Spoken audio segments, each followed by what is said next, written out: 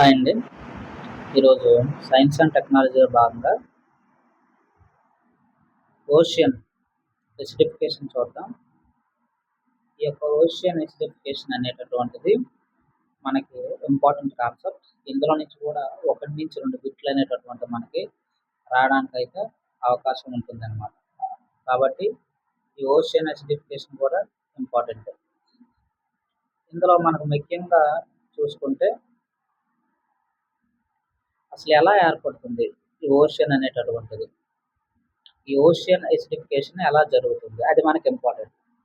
యాక్చువల్గా ఏమవుతుందంటే అవుటర్ వ్యూలో మనం చూద్దాం. ఇది మనకి సముద్రం. ఈ యొక్క సముద్రంలో మనకి వాటర్ ఉంటుంది, ఏంటి H2O. గాలిలో మనకి ఏముంటుందంటే మనకి కార్బన్ డైఆక్సైడ్ ఉంటుంది. ఏముంటుంది? కార్బన్ డైఆక్సైడ్ అనేటటువంటిది మనకు ఉంటుంది అనమాట. CO2 అనేటటువంటిది మనకి గాలిలో ఉంటుంది. ఇప్పుడు ఈ వాటర్, అలాగే ఈ వాటర్ మనకి ఎక్కడ ఉంది? సముద్రంలో ఉంది. గాలిలో ఎవరున్నారు? కార్బన్ డైఆక్సైడ్ ఉంది. ఈ వాటర్తో వెళ్ళి కార్బన్ డైఆక్సైడ్ మనకి ఏమవుతుందంటే చర్య జరుగుతుంది. అంటే ఇక్కడ మనకి ఇంపార్టెంట్ ఏంటంటే ఈ యొక్క వాటర్ అనేటటువంటిది H2O మనకి ఎవరితో చర్య చెందుతారు? ఇంపార్టెంట్. వాటర్ అనేటటువంటిది ఎవరితోని? కార్బన్ డైఆక్సైడ్తో చర్య చెందుతుంది. ఈ కార్బన్ డైఆక్సైడ్తో మనకి చర్య చెందినప్పుడు ఇక్కడ గాలిలో ఉండే కార్బన్ డైఆక్సైడ్ అనేటటువంటిది వాటర్తో, సముద్రంలో ఉన్న నీరుతో చర్య చెందుతుంది. ఇలా చర్య చెందడం వల్ల మనకి ఏమొస్తుంది? ప్రొడక్ట్ H2CO3 వస్తుంది. H2CO3 ఏంటి? H2CO3 అంటే కార్బోనిక్ యాసిడ్ అంటాం. ఇది ఏర్పడితే మనకి నష్టమేముంది అని డౌట్ రావచ్చు. ఇది ఏర్పడితే ఏమవుతుందంటే మనకి సముద్రపు వాల్యూ యొక్క pH శాతం అనేటటువంటిది తగ్గుతుంది అనమాట. సముద్రం వాల్యూ అనేటటువంటిది తగ్గుతుంది. ఇలా మనకి దీర్ఘకాలికంగా తగ్గితే దాన్నే మనం ఓషియన్ ఎసిడిఫికేషన్ అని అంటాం అనమాట. ఏంటి కార్బోనిక్ యాసిడ్? దీని గురించి డెప్త్ అనేటటువంటిది మనకి ఇంపార్టెంట్ అనమాట. ఒక్కసారి ఈ యొక్క ఓషన్ ఎసిడిఫికేషన్ కానీ మనం చూసుకుంటే ఏం చెప్పుకున్నాం? ఇక్కడ వాటర్, అలాగే కార్బన్ డైఆక్సైడ్, గాలిలో ఉండే కార్బన్ డైఆక్సైడ్ సముద్రంలో ఉండే వాటర్తో చర్య చెంది H2CO3ని ఏర్పడతాయి అని చెప్పుకున్నాం. ఇక్కడ H అనేటటువంటిది ఎలా ఉంటుందంటే ఈ యొక్క H2CO3 ఈ యొక్క ఎలిమెంట్ అనేటటువంటిది మనకి ఎలా ఉంటుందంటే H ప్లస్ CO3 మైనస్ 2 మైనస్గా విడిపోతుంది అనమాట. ఇక్కడ H ప్లస్ అనేటటువంటిది ఇంపార్టెంట్, CO3 కూడా ఇంపార్టెంట్, కార్బోనేట్ కూడా మనకి ఇంపార్టెంట్, కాల్షియం కార్బోనేట్ కూడా ఇంపార్టెంట్. కానీ ఇక్కడ H ప్లస్ అయాన్ అనేటువంటి పెరగడం వల్ల మనకి ఏమవుతుందంటే సముద్రం యొక్క pH వాల్యూ అనేటటువంటిది తగ్గుతుంది అనమాట. మనకి pH వాల్యూ అనేటటువంటిది 7 ఉంటే మనకు తెలుసు కదా ఏంటేంటి అనేది. +7, >7, 7 ఉంటే న్యూట్రల్ అని, >7 ఉంటే మనకు తెలుసు ఇంపార్టెంట్ యాసిడ్ బేస్, >7కు ముందుంటే ఏంటి, 7కు తర్వాత ఉంటే ఏంటి, ఆల్కలైన్ క్షారత్వం కలిగి ఉంటుంది అనమాట. అది మనకు అవుటర్ మనకు తెలిసిన పాయింటే.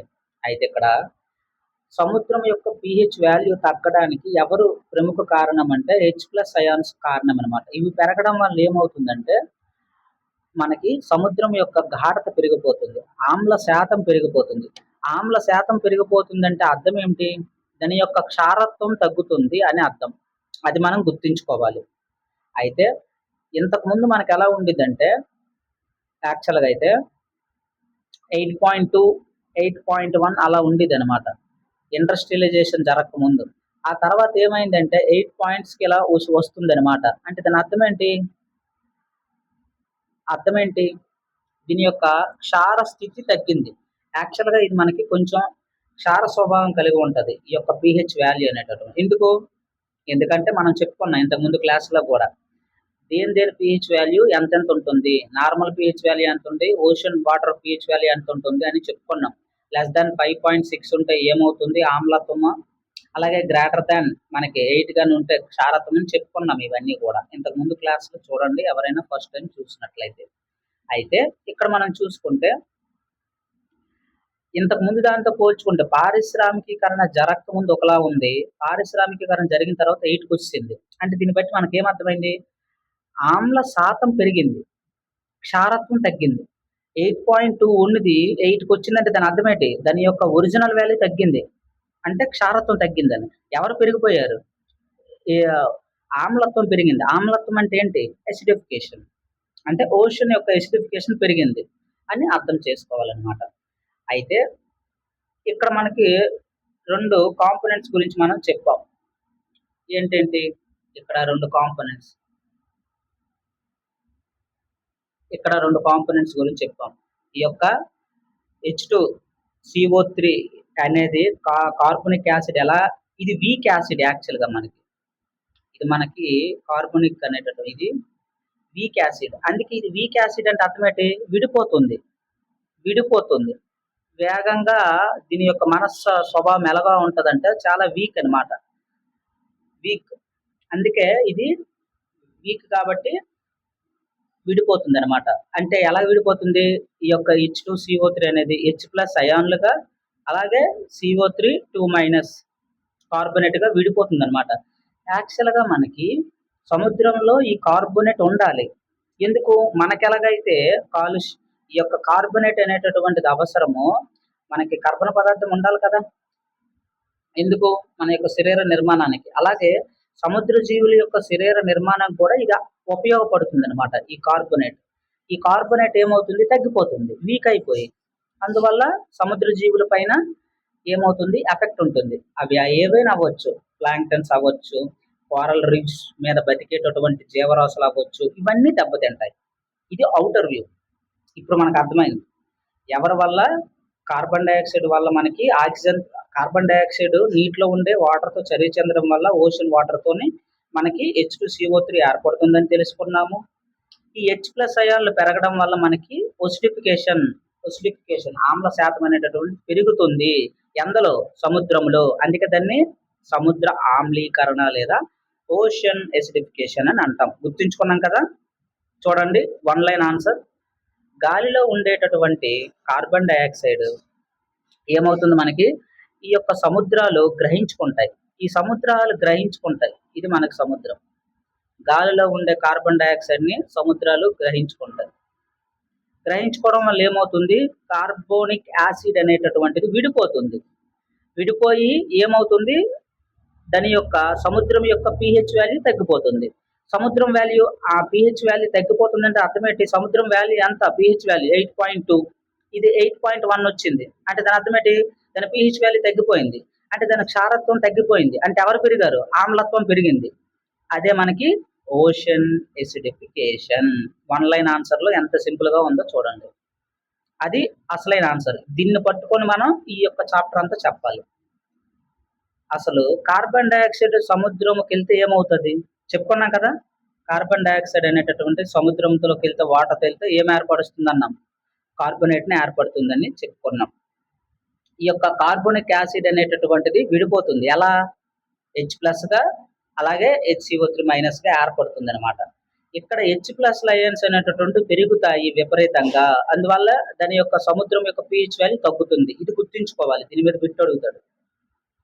అంటే 1 లైన్ ఆన్సర్లో మనం ఎలా చెప్పొచ్చు, ఎప్పుడైతే H+ అయాన్లు పెరుగుతాయో సముద్రం యొక్క పవర్ ఆఫ్ హైడ్రోజన్ వాల్యూ తగ్గుతుంది, తద్వారా ఓషన్ ఎసిడిఫికేషన్ పెరుగుతుందని గుర్తుంచుకోవాలి. అయితే ఇక్కడ మనకి మొత్తం ఆమ్లంగా మారిపోదు. అంటే దాని కొద్దిగా క్షారత్వం ఉంటుంది, కానీ ఇంతకు ముందుతో పోలిస్తే తగ్గుతుంది. అదే కదా చెప్పుకున్నాం. ఇంతకుముందు 8.2 ఉంది, ఇప్పుడు 8.1గా వచ్చింది అనమాట. ఇప్పుడు మనము 8.1గా వచ్చిందనమాట. అది దాని అర్థం ఏంటి, గతంతో పోలిస్తే తగ్గింది అని మనం గుర్తుపెట్టుకోవాలి. అసలు సముద్రాలే ఎందుకు గ్రహిస్తాయి, CO2. ఎందుకంటే అది సోర్స్ కాబట్టి. అది మనకి కార్బన్ సింక్ ఎవరు? సముద్రాలు. అలాగే చెట్లు. ఇవి మనకి గ్రహిస్తాయి అన్నమాట. వాటికి కావాల్సింది అది. ఓకేనా? ఇవి సింక్స్ అంటాం. అయితే సముద్రంలో ఎలా? అది ఫిజికల్‌గా అది కరిగి ఉంటుందన్నమాట. అలాగే ఏవైతే ఆర్గానిజమ్స్ ఉంటాయో సముద్రపు జీవులు వాటి మీద, వాటి యొక్క జీవావరణ, వాటి యొక్క బయోలాజికల్ ప్రాసెస్ మీద దెబ్బతీస్తదన్నమాట. ఇది ఇంపార్టెంట్. అందుకే ఈ యొక్క చూడండి ఏమవుతుంది ఇక్కడ మనకి కార్బన్ డయాక్సైడ్ అనేటటువంటిది మనకి పెరుగుతుందన్నమాట అందువల్ల. అయితే ఈ రెండిటికి కూడా మనకి ఇంపార్టెంట్ పాయింట్ ఇక్కడ ఏంటంటే ఎప్పుడైతే సముద్రంలో కార్బన్ డయాక్సైడ్ పెరుగుతుందో ఆటోమేటిక్‌గా కెమికల్ రియాక్షన్ జరిగి ఏమవుతుంది? ఆమ్లత్వం అనేటటువంటిది ఏర్పడుతుంది. కాబట్టి దీన్ని మనం తగ్గించాలి. తగ్గించాలంటే ఏం చేయాలి? విండ్ పవర్, అలాగే సోలార్ వీటికి వెళ్ళాలన్నమాట. అప్పుడే కార్బన్ డయాక్సైడ్ తగ్గుతుంది. ఎన్నో సార్లు చెప్పుకున్నాం మనం. pH అంటే తెలుసు కదా! Power of hydrogen, acid. ఒక pH అనేటటువంటిది. pH అనేటటువంటి ఒక ద్రావణం తీసుకుంటే అది యాసిడా, ఆల్కలీనా లేకపోతే బేసా ఎలా మనం తెలుసుకోవచ్చు. లెస్ దాన్ 7 ఉంటే యాసిడిక్ నేచర్ అని, 7 అంటే న్యూట్రల్ అని ఇది మనకు తెలుసు ఇదంతా కూడా. అయితే సముద్రం నీరు అనేటటువంటిది మనకు సాధారణంగా ఎలా ఉంటుంది? ఆల్కలైన్ లాగా ఉంటుంది. అంటే దాని అర్థం ఏంటి? 7 కన్నా ఎక్కువ. చెప్పుకున్నాం కదా! 8.2 ఉంటుంది యాక్చువల్‌గా దాని pH వాల్యూ. అది తగ్గుతదనమాట అంతే. ఈ H+ అయాన్లు పెరగడం వల్ల తగ్గుతది. అది ఇక్కడ మనకి ఇంపార్టెంట్ ఏంటి? ఈ H+ అయాన్లు పెరుగుతాయి. అలాగే ఈ యొక్క సముద్ర జీవులకు కావలసినటువంటి కార్బోనిక్ యాసిడ్ కూడా తగ్గుతుంది. తగ్గితే ఆటోమేటిక్‌గా ఏమవుతుంది మనకిక్కడ? ఈ యొక్క సముద్ర జీవుల ఫుడ్ వెబ్ కూడా తగ్గిపోతుంది. వాటి యొక్క చరాచర జీవరాశులు చనిపోతాయన్నమాట. ఎందుకు ఈ యొక్క కార్బోనేట్ అంత ముఖ్యమో చెప్పుకున్నాం కదా! ఏంటి? ఈ యొక్క CO3 అనేటటువంటిది 2- వీక్ యాసిడ్ ఇది. అందుకే వేగంగా విడిపోతదనమాట. అందుకే ఈ యొక్క కాల్షియం కార్బోనేట్ అనేటటువంటిది వాటి యొక్క సముద్ర జీవాల యొక్క నిర్మాణానికి అవసరం అనమాట. ఎన్నో జీవరాశులు ఉంటాయి. ఉదాహరణకి చూడండి. వాటి యొక్క షెల్స్ నిర్మాణానికైతేనేమి, అస్థిపంజరాలకైతేనేమి, కోరల్ యొక్క స్ట్రక్చర్స్ అయితేనేమి, ఇవన్నీ నిర్మించుకోవడానికి ఇది అవసరం. ఇది లేదు, తగ్గిపోతుంది. ఎందుకంటే కార్బన్ డయాక్సైడ్ వచ్చి దీంతో చర్య చెందడం వల్ల సముద్రంలోని వాటర్‌తోని H+గా పైకి అయాన్లు పెరిగిపోతాయి. కార్బన్ డయాక్సైడ్ బయటికి CO3 వెళ్ళిపోతుంది. అందువల్ల ఈ యొక్క ఏర్పడదనమాట. ఈ కాల్షియం కార్బోనేట్ అనేటటువంటిది అలా మనకి తగ్గిపోతుంది. ఆటోమేటిక్‌గా సముద్ర జీవరాశులకి దొరకదు. మరి నిర్మాణం జరగదు కదా! చనిపోతాయి. అది. పెరిగితే ఏమవుద్ది? మనకిక్కడ CO2 పెరిగితే కార్బోనేట్ అయాన్స్ ఏమవుతాయి? చూడండి. కార్బోనేట్ అయాన్స్ ఎలా నేను ఎక్స్‌ప్లనేషన్ ఇక్కడ ఇస్తాను చూడండి. కార్బోనేట్ అయాన్స్ ఎందుకు తగ్గాలంటే చూడండి. ఎప్పుడైతే కార్బన్ డయాక్సైడ్ పెరిగిపోద్దో అయాన్లు పెరుగుతాయి కదా! H+ అయాన్లు. ఎప్పుడైతే H+ అయాన్లు పెరుగుతాయో దాని అర్థం ఏంటి? ఇది వీక్ కాబట్టి ఈ యాసిడ్ అనేటటువంటిది విడిపోద్ది. ఎప్పుడు కూడా ఈ H2CO3 అనేది వీక్ యాసిడ్ కింద కన్సిడర్. వీక్ కాబట్టి ఇది సగం విడిపోతాయి. H+గా CO3- విడిపోతాయి. అందుకే తగ్గిపోతాయి అన్నమాట ఈ కార్బోనేట్ అయాన్స్. మరి తగ్గిపోతే డిఫికల్ట్ అవుద్ది కదా! వాటి యొక్క నిర్మాణం చేసుకోవడం, ఆ యొక్క అస్థిపంజరాలు, జలచర జీవరాశులకి అస్థిపంజరాలు స్ట్రాంగ్ అనేటటువంటిది ఇంపార్టెంట్. స్ట్రాంగ్‌గా ఉండాలన్నమాట అస్థిపంజరాలు. ఈ కార్బోనేట్స్ వల్లే స్ట్రాంగ్‌గా ఉంటాయన్నమాట. మరి ఇదే తగ్గిపోతే మరి అవి జీవరాశుల అస్థిపంజరాలు ఎలాగా స్ట్రాంగ్ అవుతాయి? విరిగిపోతాయి. మనకు కూడా కాల్షియం ఇంపార్టెంట్ ఎముకలకి. అలా అన్నమాట. ఆటోమేటిక్‌గా వీటిపైన ప్రభావం పడుతుంది. వీటి యొక్క సెల్స్ పైన, కోరల్ స్కెలిటన్స్ పైన మనకి ప్రభావం అనేటటువంటిది ఉంటుందన్నమాట. అతిపెద్ద కోరల్ రీఫ్ ఏంటి మనకిక్కడ? ఆస్ట్రేలియా. ఓకేనా? అది గుర్తుంచుకోండి. అయితే ఇక్కడ మనకి ఆటోమేటిక్‌గా ఏమవుతుంది? ఇదంతా చెప్పుకున్నాం. వీట్ల వల్లే ఈ యొక్క కాల్షియం కార్బోనేట్ వల్లే వాటి యొక్క శరీర ఆకృతిని నిర్మించుకుంటాయి. మరి ఓషన్ యాసిడిఫికేషన్ పెరిగితే ఏమవుతాయి? ఈ కార్బోనేట్ తగ్గిపోద్ది. మరి దృఢత్వం రావాలంటే అది ఉండాలి. అది లేకపోతే ఆటోమేటిక్‌గా కాల్సిఫికేషన్ ఏమవుద్ది? కాల్సిఫికేషన్ అంటే అర్థం ఏంటి? పెద్ద పదం కాదు ఇది. కాల్సిఫికేషన్ అంటే కాలుష్యంకి సంబంధించినటువంటిదనమాట జీవులు. వాటి మీద ప్రభావం పడుతుంది అని అర్థం.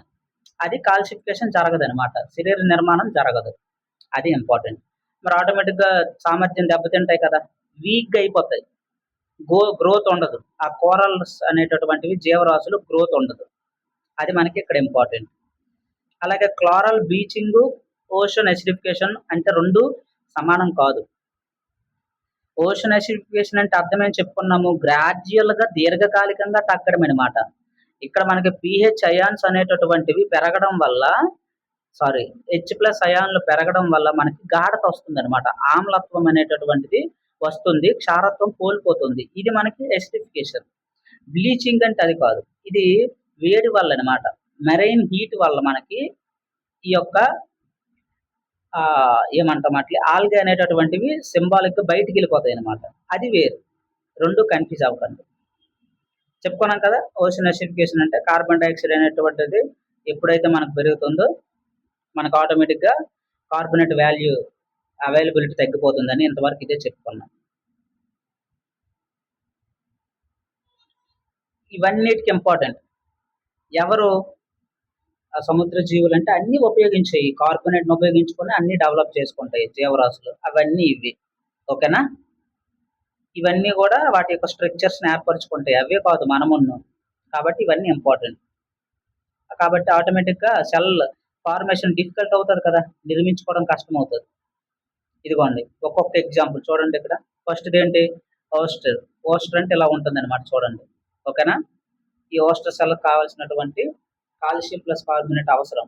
మరి ఎప్పుడైతే ఈ ఓషన్ అసిడిఫికేషన్ జరుగుతుందో మరి దొరుకుతుందేంటి మనకి? కార్బోనేట్ దొరకదు. తగ్గిపోతే ఆటోమేటిక్ ఇవి కూడా చనిపోతాయన్నమాట. సెల్ ఫార్మేషన్ అవ్వక చనిపోతాయి. మెరైన్ బయోడైవర్సిటీ ఆటోమేటిక్‌గా దెబ్బతింటుంది. ఇక్కడ మొత్తం ఒకటే గుర్తుంచుకోవాలి మనం. ఏంటి? ఓషన్ అసిడిఫికేషన్ అంటే గాలిలో ఉండే కార్బన్ డయాక్సైడ్ ఒకటే గుర్తుంచుకోవాలి. గాలిలో ఉండే కార్బన్ డయాక్సైడ్ మనకి వాటర్‌తో చర్య జరిగి సముద్రంలో ఉండే వాటర్‌తో చర్య జరిగి ఏమొస్తుంది ఈక్వేషన్? H2CO3 వస్తుంది. ఇది యాక్చువల్‌గా వీక్ అనమాట. Weak acid. వీక్ యాసిడ్ కాబట్టి విడిపోతుంది. H+గా CO3 మైనస్‌గా. CO3 యొక్క CO3 ప్లస్‌గా మైనస్ అంటే పొందడము, ప్లస్ అంటే ఏంటి? ప్లస్ అంటే ఏంటి? పొందలేకపోవడం అంటే కోల్పోవడం. కాబట్టి H+గా CO3 2 ప్లస్‌గా విడిపోతాయన్నమాట. ఇది కోల్పోతాయి.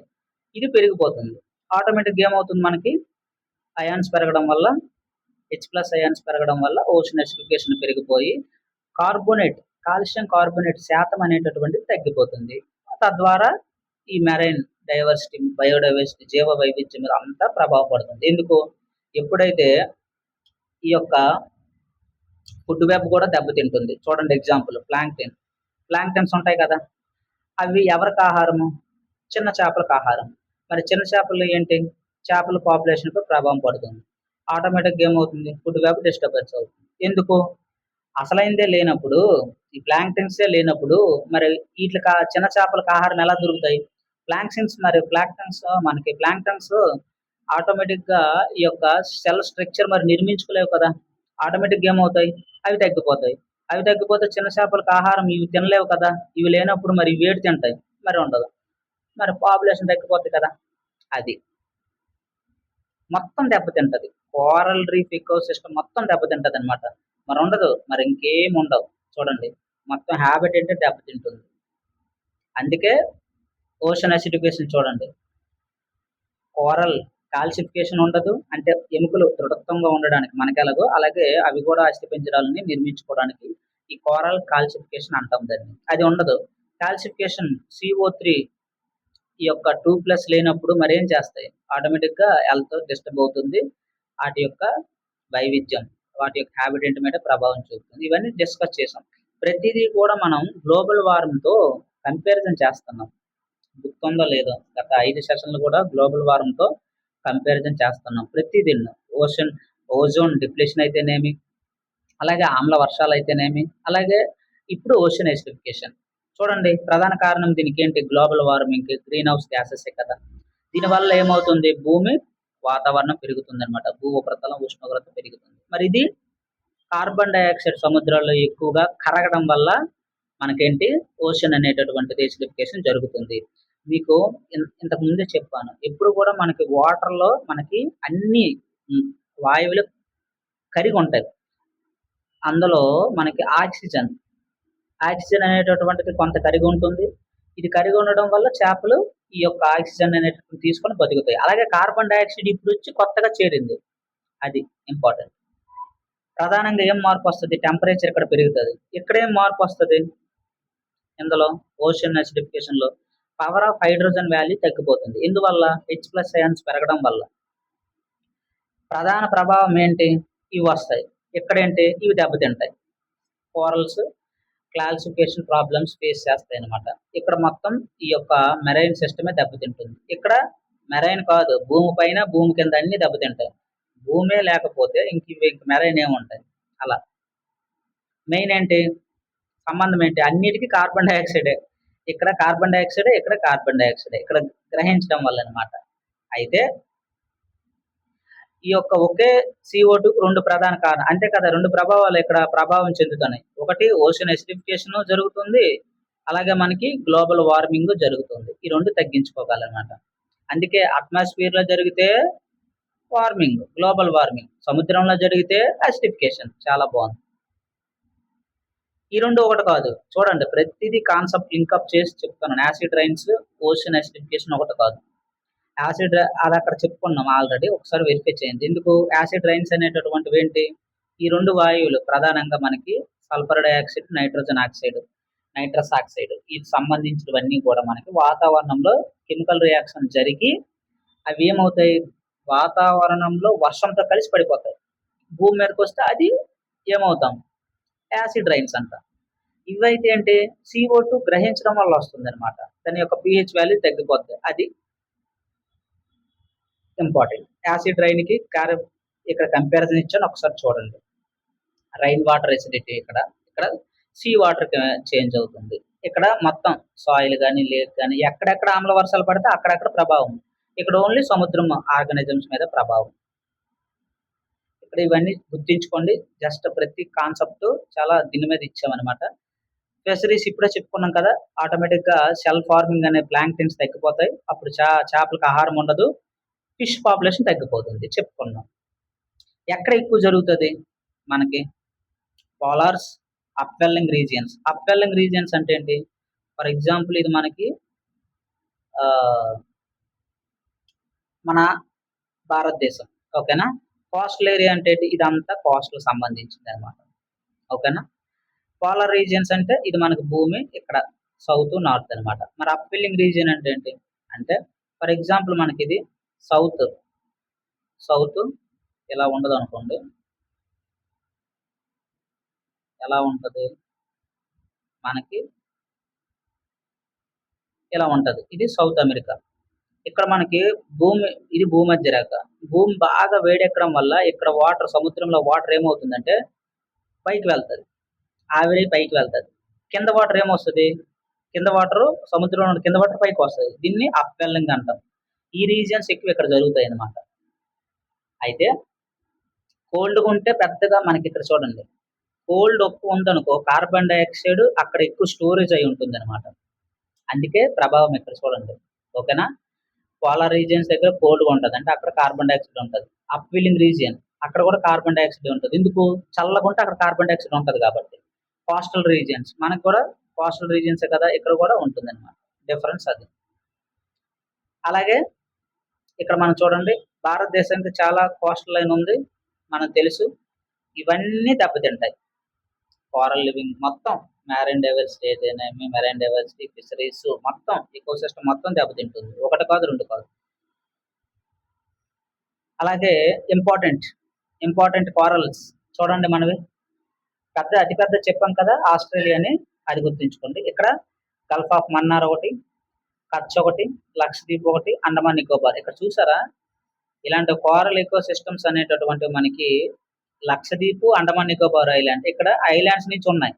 గల్ఫ్ ఆఫ్ కచ్ గుజరాత్, మన్నార్ అది కూడా ఇంపార్టెంట్. మన్నార్ సబ్జెక్ట్ కరెక్షన్, మనకి జమ్మూ అండ్ కాశ్మీర్ అనుకుంటా సబ్జెక్ట్ కరెక్షన్ ఒకసారి చూస్ చేయండి. ఇలా మనకి ఓషన్ కేరళ కానీ ఓషన్ అసిడిఫికేషన్ ఎలా తగ్గించాలి చెప్పాం కదా, చాలా ఉంటాయి మనకి. ఏంటంటే రెన్యూబుల్ ఎనర్జీకి మూవ్ అవ్వాలి, ఆల్రెడీ మనం మూవ్ అయ్యాము. ఫాజిల్ ఫ్యూయల్స్ని తగ్గిస్తున్నాము, ఆటోమేటిక్గా కార్బన్ డైఆక్సైడ్ తగ్గిపోద్ది. ఈ కార్బన్ డైఆక్సైడ్ అనేటటువంటిది సముద్రంలోకి వెళ్లకుండా ఆగుతుంది. ఎనర్జీ ఎఫిషియన్సీ, తక్కువ ఎనర్జీ ఎఫిషియన్సీతోనే ఎక్కువ సాధిస్తున్నాము, అది ఆల్రెడీ మనకు తెలుసు. ఏంటి ఎలక్ట్రిసిటీ బల్బ్స్ని ఉపయోగించి చేస్తున్నాము. అలాగే ఎలక్ట్రిక్ మొబిలిటీ కూడా ఈవీస్ని కూడా చేస్తున్నాము, బాగానే ఉంది. ఫారెస్ట్ కన్జర్వేషన్ పెంచుతున్నాము, ఆటోమేటిక్గా చెట్లన్నీ ఈ కార్బన్ డైఆక్సైడ్ పీల్చుకొని మనకి సహాయపడతాయి, బాగానే ఉంది. మెరైన్ ఎకో సిస్టమ్ కూడా కాపాడుతున్నాము, మడ అడవులను పెంచుతున్నాము, అలాగే సీ గ్రాస్ని పెంచుతున్నాము, కోరల్ రీఫ్స్ని పెంచాలి. ఆటోమేటిక్ ఇవన్నీ బాగుంటాయి అన్నమాట, రక్షిస్తారు. బ్లూ కార్బన్ అంటే ఏంటి అంటే ఏదైతే మనము సముద్ర తీరంలో మనకి చేస్తామో ఇక్కడ మన ఫ్యాక్టరీ నుంచి మనము కార్బన్ డైఆక్సైడ్ విడిచిపెడతాం, దాన్ని మనం స్టోరేజ్ చేస్తాం అనమాట. కార్బన్ క్యాప్చర్ సింక్ అంటాం. ఆ కార్బన్ క్యాప్చర్ స్టోరేజ్ చేసి సముద్రాల్లో పాతి పెడతాం. అలా ఉంటే ఏమంటాము, బ్లూ కార్బన్ అంటాం అనమాట. ఇది చాలా డేంజరు, కానీ తప్పదు, మనం చేస్తాం అనమాట. అలా కాకుండా సహజంగా మనం నాటొచ్చు. ఇలాగా మడ అడవుల ద్వారా, సీగ్రాస్ ద్వారా, సాల్ట్ మార్సెస్ ద్వారా చేయొచ్చు. ఇవన్నీ కూడా ఏంటి, మొత్తానికి కార్బన్ స్టోరేజే. ఇవన్నీ కూడా కార్బన్ స్టోరేజ్ చేసి బయోడైవర్సిటీని గాలిలోనికి, వాతావరణంలోనికి కార్బన్ డైఆక్సైడ్ రాకుండా నిర్మూలించడానికి ప్రధానమైనటువంటి ప్రక్రియలు ఇవన్నీ. అది మనం గుర్తుంచుకోవాలి. ఏంటంటే మ్యాంగ్రోవ్ ఏం చేస్తాయి, ఇవి కార్బన్ డైఆక్సైడ్ క్యాప్చర్ చేసుకుంటాయి, కార్బన్ని స్టోర్ చేసి తనలో దాచుకుంటాయి, సైక్లోన్ని ప్రొటెక్ట్ చేస్తాయి. అలాగే ఇవి ఎక్కువగా మనకి ఎక్కడ ఏర్పడతాయి, సముద్రానికి, నది ముఖద్వారంకి రెండింటికి మధ్య మనకు ఉంటాయి. అలాగే ఈ యొక్క అన్నిటి నుంచి కాపాడుతాయి అన్నమాట. బయోడైవర్సిటీ, అక్కడ ఎంతో బయోడైవర్సిటీ మనకు ఉంటుంది. ఇవన్నీ ఇంపార్టెంట్. అలాగే ఫ్లో మనకు తెలుసు కదా, ఏమవుతుంది, ఆటోమేటిక్గా పాజిటివ్ ఎప్పుడైతే మనం శిలాజ ఇంధనాలను బర్న్ చేస్తామో కార్బన్ డైఆక్సైడ్ బయటకు వస్తుంది, అది గాల్లోకి వెళ్తుంది, ఆటోమేటిక్గా గాల్లో నుంచి సముద్రాలు గ్రహించుకుంటాయి. తద్వారా H+ అయాన్స్ పెరిగిపోతాయి, కాల్షియం కార్బోనేట్ తగ్గిపోతుంది, ప్రభావం అనేటటువంటిది ఓషన్ మ్యారిటైమ్ ఆర్గానిజమ్స్ మీద పడుతుంది. క్లోజ్. అలా మనం వన్ లైన్ ఆగా చెప్పుకోవచ్చు అనమాట. ఇలా ఇదంతా చూడండి, సేమ్ ఏదైతే చెప్పుకున్నాం అదే. ఫైనల్గా క్వశ్చన్స్ కూడా ఇక్కడ పెట్టాను, ఒకసారి వెరిఫై చేయండి, ఓకేనా. అట్మాస్ఫియర్, కార్బన్ డైఆక్సైడ్ పెరుగుదల, ఇది దేనికి, ఓషన్ అసిడిఫికేషన్ ప్రధాన కారణం ఏంటి, మనకి అట్మాస్ఫియర్లో కార్బన్ డైఆక్సైడ్ పెరుగుదల. మొత్తానికి సముద్రంలో మనకి కరిగినప్పుడు కార్బన్ డైఆక్సైడ్ ఏది ముఖ్యమైన యాసిడ్ ఫార్మేషన్ అవుతుంది చెప్పాం కదా, H2CO3. ఓషన్ యాసిడిఫికేషన్లో pH ఏమవుతుంది, తగ్గుతుంది, అంతే కదా. pH తగ్గుతుంది కదా, pH తగ్గకపోతే మనకి ఏ బాధ లేదు, అది తగ్గిపోతుంది కాబట్టి మన బాధ. కార్బనేట్ అయాన్స్ ఎందుకు, వీటి నిర్మాణానికి అవసరం, అవి వీక్ అవ్వడం వల్ల ఇది బయటకు వెళ్ళిపోతుంది, ఆటోమేటిక్గా అక్కడ జీవరాశులకి లభించదు, మరి వాటి యొక్క ప్లాంక్టన్స్ దెబ్బతింటాయి. ఎప్పుడైతే ప్లాంక్టన్స్ దెబ్బతింటాయో దాని మీద ఆధారపడేటటువంటి మ్యారిటైమ్ అంతా పోతుంది అనమాట. ఫిషరీస్ అవ్వచ్చు, ఇవన్నీ చనిపోతాయి. ఇవి వన్ లైన్ క్వశ్చన్స్, ఒకసారి గుర్తించుకోండి, ఓకేనా. Final one more one line answer అనమాట. ఈ ఒక లైన్ గుర్తించుకుంటే మనకి ఎగ్జామ్కి సరిపోతుంది, ఇలా అనమాట. Thank you. సబ్స్క్రైబ్ చేసుకోండి ఛానల్.